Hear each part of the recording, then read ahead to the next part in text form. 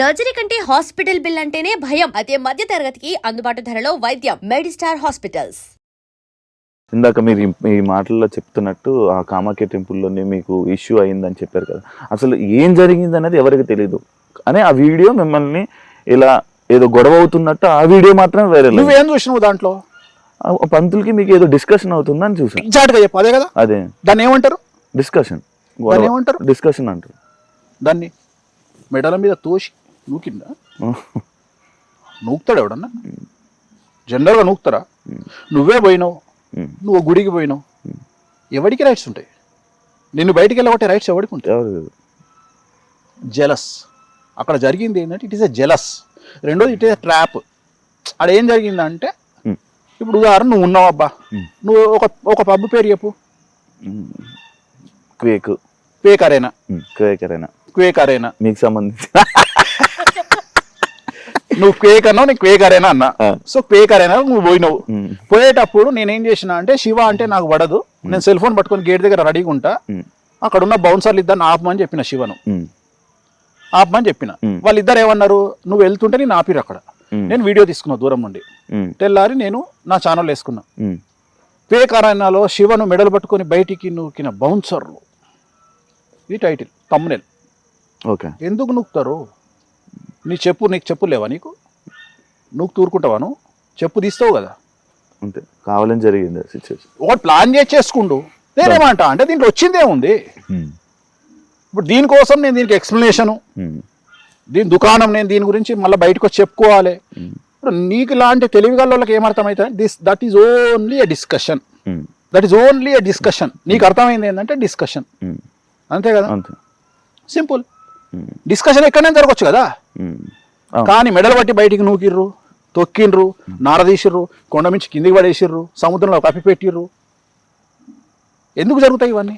So నేను అనే point ఏంటంటే, దేనికి అవకాశం వచ్చింది అంటే, ఇలాంటి వేసుకోవడానికి అవకాశం వస్తుంది కాబట్టి ఇందాక నేను చెప్పింది, నేను ఎందుకు అవాయిడ్ చేస్తున్నా పబ్లిక్లోకి వెళ్ళకుండా అంటే, దిట్ ఈస్ ద రీజన్. ప్రతిదానికి ఎక్స్ప్లెనేషన్ ఇచ్చుకుంటూ పోలేను కదా. ఎందుకు ఎక్స్ప్లెనేషన్ ఇవ్వడం? నాకు నేను ఇవ్వదలుచుకోలే ఎక్స్ప్లెనేషన్లు. నేను అనేది ఏంటంటే, నా లైఫ్ ఏందో నాకు నేను అనుకున్నది ఏం తెలుసా? Very clear. నేను జనాల్ని పిచ్చోళ్ళని చేయాలని, జనాలు అంటే నా గురించి నెగిటివ్గా మాట్లాడే వాళ్ళను పిచ్చోళ్ళని చేయాలని ఫిక్స్ అయినా. కాన్సెప్ట్ అర్థం కాలేదు సార్. నేను నా గురించి నెగిటివ్గా మాట్లాడే వాళ్ళను పిచ్చోళ్ళని చేయాలి అని ఫిక్స్ అయినా. ఓకే. ఎట్లా అంటే, నువ్వు చూస్తున్నవన్నీ చెడే నా గురించి, అవేమి నిజాలు కావు. నెగిటివ్గా నా గురించి ప్రాపగండా, అవేమి నిజాలు కావు. నిజాలు కానప్పుడు ఏమవుతుంది? జనాలు ఏం రియాక్ట్ అవుతారు? ఇప్పుడు ఉదాహరణ చెప్తా నీకు. ఇప్పుడు తిరుపతి వెంకటేశ్వర స్వామి దేవాలయంలో కొబ్బరికాయ కొడతారు అని నేను చెప్పింది అనుకో, లేకపోతే నువ్వే చెప్పినావు అనుకో, శివ చెప్పిండు టీవీలో, తిరుపతి దేవాలయంలో కొబ్బరికాయలు కొడుతున్నారు అన్నాడు అనుకో, ఫస్ట్ జనాలు ఏం చేస్తారు? నమ్ముతారు. నమ్మి వెళ్ళి చూడడానికి ట్రై చేస్తారు. తిరుపతిలో కొబ్బరికాయలు కొడతారా? కొట్టరు. జనాలు చూసి ఏమనుకుంటారు? అప్పుడు ఏదో ఎవడవుతాడు? శివ అవుతాడు.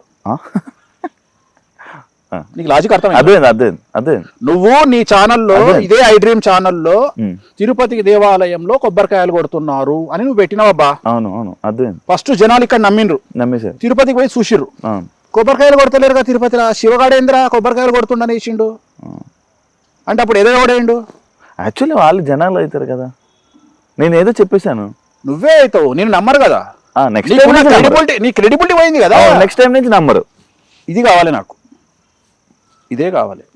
కానీ మీకు ఎంత నెగిటివిటీ ఉన్నా, ఎంత మీ గురించి ఎన్ని రూమర్లు నడిచినా, ఏమి నడిచినా మీ దగ్గరికే జనం వస్తున్నారు. ఎందుకు? నాకున్న పిఆర్, నా మౌత్ పబ్లిసిటీ నా దగ్గర, నేను నా నిజాయితీ నమ్ముతున్నారు కాబట్టి జనాలు, నా నిజాయితీని నమ్ముతున్నారు కాబట్టి జనాలు. ఎందుకంటే నేను చెప్పే దేవాలయాలలో ఎక్కడైతే దేవాలయాలు, రాజరప్ప కానీ, హిమాచల్ ప్రదేశ్ కానీ, కామాఖ్య కానీ, తారాపీఠ్ కానీ, నేను ఏ దేవాలయాల గురించి మాట్లాడుతున్నానో ఆ దేవాలయాలలో జరుగుతున్నటువంటి తంత్ర మార్గం గురించి మాట్లాడుతున్నానో, అక్కడ జరిగేటువంటి దేవాలయాలన్నిట్లలో వామాచార విధానంలో అక్కడ తంత్ర మార్గం, వామాచారం అంటే తంత్ర మార్గంలో నాన్ వెజ్ లిక్కర్ ఉంటుంది అని చిన్నపిల్లగాని అడిగినా చెప్తారు. లేదు అని ఇక్కడ మాట్లాడే వాళ్ళు, జనాలు వెళ్ళి డిసైడ్ చేసుకొని వచ్చిన తర్వాత వాళ్ళకు క్లారిటీ వస్తుంది.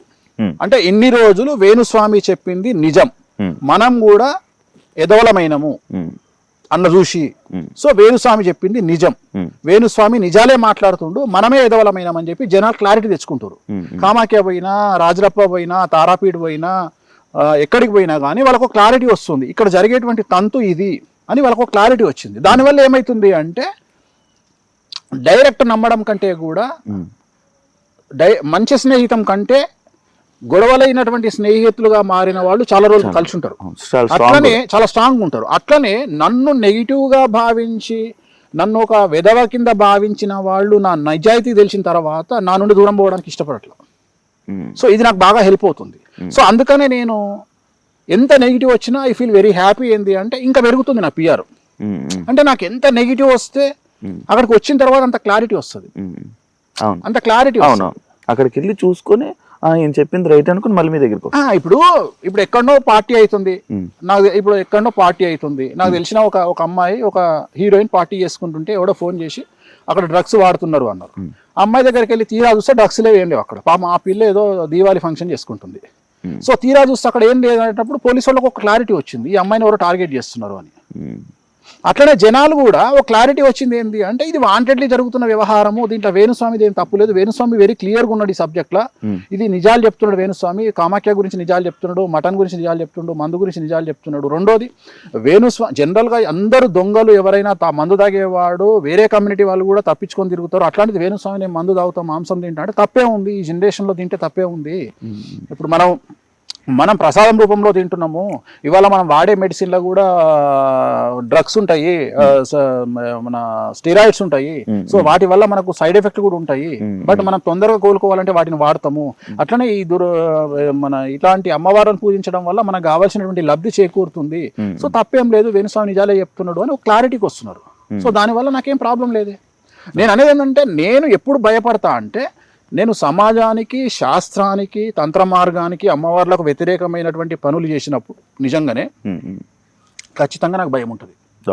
రెండవది, నేను ఎక్కువ కాలం సమాజంలో మనుగడ సాగించలేను. ఎందుకంటే మనతో మాట్లాడుతున్న వ్యక్తి ఎక్కడ కెమెరా పెట్టుకొచ్చిండు, సెల్ ఫోన్ల కెమెరా ఉందా, చెప్పుల కెమెరా ఉందా, తలకాయ కెమెరా ఉందా, గుండీల కెమెరా ఉందా తెలియనప్పుడు నేను నిజంగానే లంగ పనులు చేస్తే ఈ పార్టీకి నాది వెండి తెర మీద ఐమాక్స్ వేసి చూపిద్దురు. వేణుస్వామి చేసే లంగ పనులు ఇన్ని రోజులు ఎందుకు ఏం దొరుకుతలేవు అంటే నేను ఏం చేస్తలేను కాబట్టి. నిజంగానే వేణుస్వామి లంగ పనులు చేస్తే ఎంతసేపు దొరకబట్టడానికి? ఎవడు ఇప్పుడు నేనున్న శివని టార్గెట్ చేయాలంటే 10 రోజులు నాది కాదనుకుంటే శివ ఎన్నిసార్లు పోతాడు బాత్రూమ్లో అనేది కూడా నేను ఇన్ఫర్మేషన్ తెచ్చుకోగలుగుతా నాకున్న ఇన్ఫ్లుయెన్స్కు. అది నీకు వర్తిస్తుంది, నాకు వర్తిస్తుంది. నన్ను నువ్వు టార్గెట్ చేసినా నీకు అంతే వర్తిస్తుంది, నేను టార్గెట్ చేసినా అంతే. నువ్వు ఎన్నిసార్లు ఆవలిస్తున్నావు కూడా నేను లెక్క పెట్టగలుగుతా నాకున్న ఇన్ఫర్మేషన్ బట్టి. సో పెద్ద విషయం ఏముంది, ఇక్కడ ఎవరు శుద్ధపూస కాదు కదా, నీకు వ్యక్తిగతమైన జీవితం ఉంటుంది, నాకు వ్యక్తిగతమైన జీవితం ఉంటుంది. సో నేను బౌండరీస్కి లోబడి నా పనులు నేను చేసుకుంటున్నా, నేను ఎక్కడ తప్పులు చేయట్లా. నేను సమాజానికి విరుద్ధం నేను రేపులు, మర్డర్లు, మానభంగాలు చేస్తే నన్ను సేమ్ యాసిడ్ శిక్షిస్తుంది న్యాయస్థానం. నేను అట్లాంటి పనులు చేయట్లా. నేను నా సబ్జెక్టుకు లోబడి, నాకున్నటువంటి చరిత్రకు లోబడి, శాస్త్రానికి లోబడి నా పనులు నేను చేసుకుంటున్నా. నేను ఎక్కడా తప్పుడు పనులు చేయట్లా. ఒకవేళ తప్పుడు పనులు నేను సమాజానికి తెలియకుండా చేసినా అమ్మవారు నన్ను నాశనం చేస్తుంది, ఊరుకోదు అమ్మవారు. ఎందుకంటే ఇలాంటి విద్యలు మనం తప్పు చేస్తే ఫస్ట్ దహనం అయ్యేది మేమే, మమ్మల్ని దహించేస్తుంది అమ్మవారు మేమేమైనా తప్పు చేస్తే, ఉగ్రదేవతల విషయంలో, వామాచారంలో. సో అందుకని మేము తప్పులు చెయ్యం ఎక్కడ. అలా మా జోలికి వస్తే కూడా అమ్మవాళ్ళు ఊరుకోరు, ఎందుకంటే అందుకనే మా జోలికి రారు ఎవ్వరు. జనరల్గా వామాచార తంత్ర మార్గంలో ఉండే వాళ్ళ జోలికి ఎందుకు పోరు అంటే ఇది ఎందుకు రా వీళ్ళతో తలకాయ నొప్పి, వీళ్ళు ఉగ్రదేవతలను పూజిస్తారు, డేంజర్, వీళ్ళతో పోవద్దు. ఎందుకంటే మేము ఊరుకున్న అమ్మవాళ్ళు ఊరుకోరు. అందుకని మేము జనరల్గా ఎవరి జోలికి పోము, మేము వ్యక్తిగతంగా నా పని నేను చేసుకుంటా. సో దానివల్ల నాకు వచ్చే నష్టమేం లేదు. యాక్చువల్లీ నేను నార్మల్గా మీ ఇంటర్వ్యూ చేస్తానన్న టైంలో మళ్ళీ ఇంకొకసారి మన ఇంటర్వ్యూ అంటే చాలామందికి ఇష్టం అన్నమాట.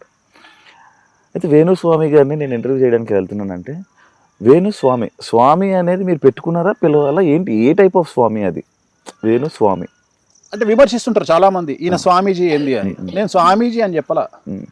వేణుస్వామి అనేది ఒక వ్యక్తిని పిలిచే విధానం ఉంటుంది.